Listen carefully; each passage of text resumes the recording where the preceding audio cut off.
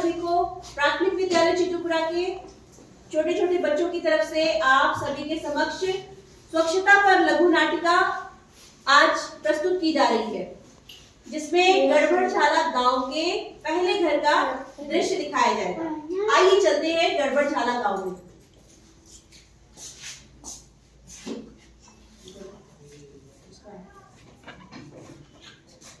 ओहो, अरे बिटिया मैंने पूरा आज उतर लो। क्षमा।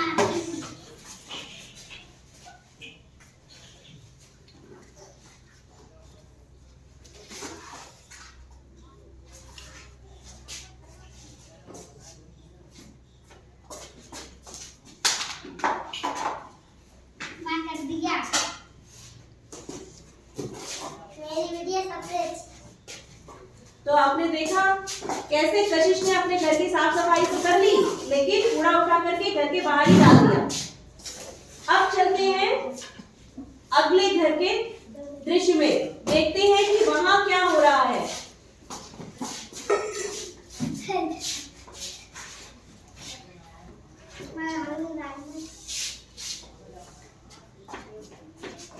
मम्मी भी मैं जा रहा हूँ साफ करने।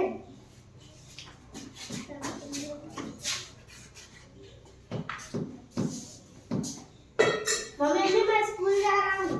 अरे बेटा हाथ तो धो लो। जिस पानी से मैंने साफ की थी उसी पानी से हाथ धो लिया था। तो आपने देखा ऋतिक ने कैसे शौच के बाद साबुन से बिना हाथ धोए ही वो स्कूल चला गया। अब इसी तरह से देखते हैं गड़बड़झाला गांव के तीसरे घर में क्या घटना घट रही है।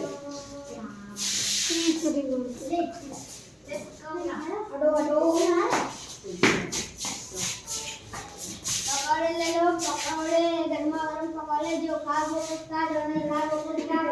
ले लो पकौड़े, मैं पकौड़े खाऊंगा। अरे बेटा तू लेके पकौड़े नहीं खाने चाहिए। मैं खाऊंगा। अच्छा ये पकौड़े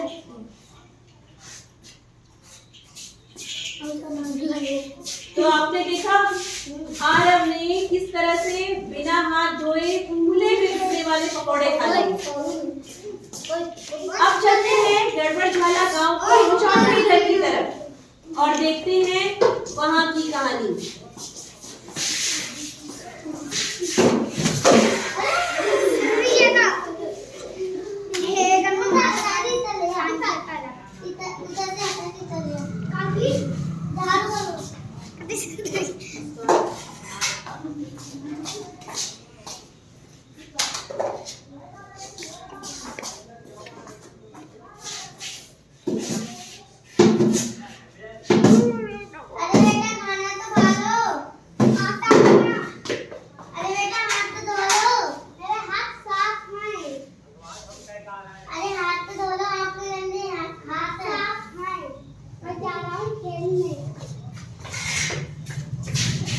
तो आपने देखा कैसे प्रांजल ने बिना हाथ धोए ही खाना खा लिया और खाना खाने के बाद भी हाथ नहीं धुले और वो खेलने चला गया।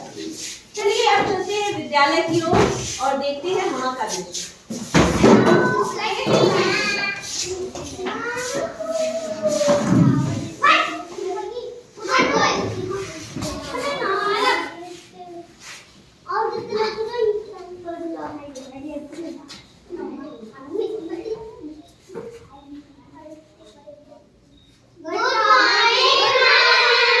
गुड मॉर्निंग बच्चों, सिट डाउन। अरे आज तो परीक्षा है लेकिन बहुत कम बच्चे दिखाई दे रहे हैं, क्या बात है? मैम किसी के पेट में दर्द है, किसी को डेंगू मलेरिया है, किसी को बुखार है। अरे ऐसे कैसे बहुत सारे बच्चे बीमार पड़ गए। अच्छा, गांव के पास में ही डॉक्टर साहिबा रहती हैं, मैं आपकी परीक्षा के बाद उनसे मिलने जाऊंगी और उन्हें अपने आपके गांव लेकर आऊंगी, ठीक है? ठीक है। बोर्ड पर प्रश्न पत्र लिखा हुआ है, आप अपनी कॉपी में लिख लीजिए, ठीक है? इसके उत्तर। हम तो बैठे हैं।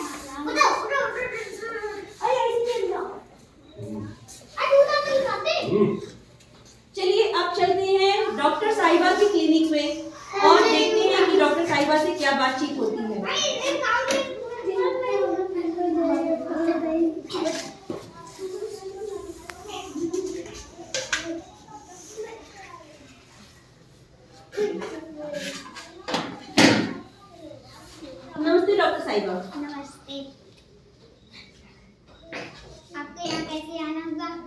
डॉक्टर साहिबा, हमारे गांव में बहुत सारे बच्चे बीमार हैं, आप क्या चलकर उन्हें देख लेंगे?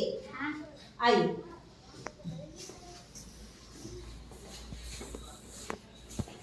इन्हें क्या हुआ? इन्हें बुखार है।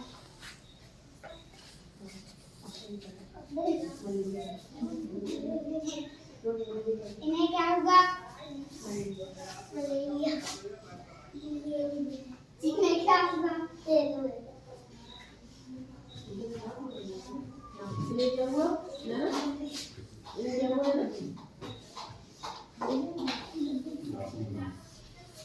इनके तो नाखून गंदे हैं। डॉक्टर साहिबा, आप इन्हें दवा दे दीजिए जिससे ये जल्दी ठीक हो जाए।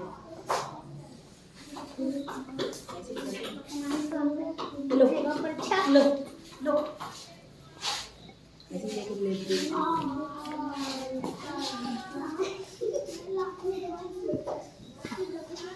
तो बच्चों, आप जल्दी से ठीक हो जाइए, इसके बाद हम विद्यालय में मिलते हैं, ठीक है?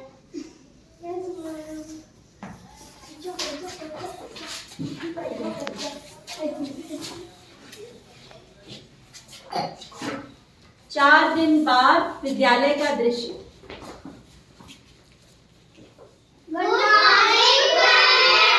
गुड मॉर्निंग बच्चों, से डाउन। अरे वाह, आज तो बहुत अच्छी छात्र संख्या है, बहुत बढ़िया।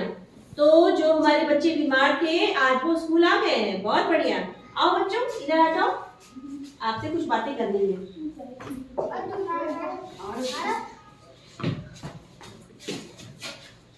आप जानते हैं बच्चों, ये सारे बच्चे बीमार थे?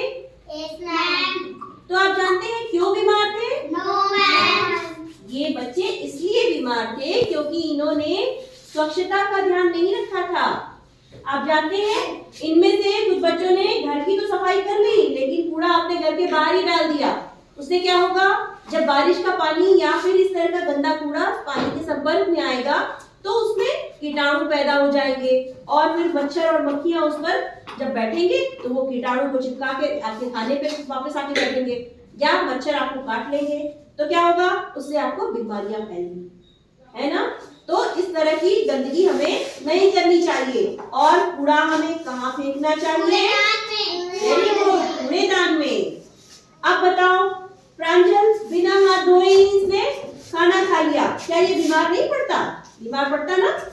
हाँ, तो अब आपको क्या करना चाहिए? साबुन से हाथ धो करके ही खाना खाना चाहिए। ऋतिक, खाना खाने के बाद आकर के इसने बिना शौच के बाद बिना साबुन से हाथ धोए ही ये चला गया विद्यालय।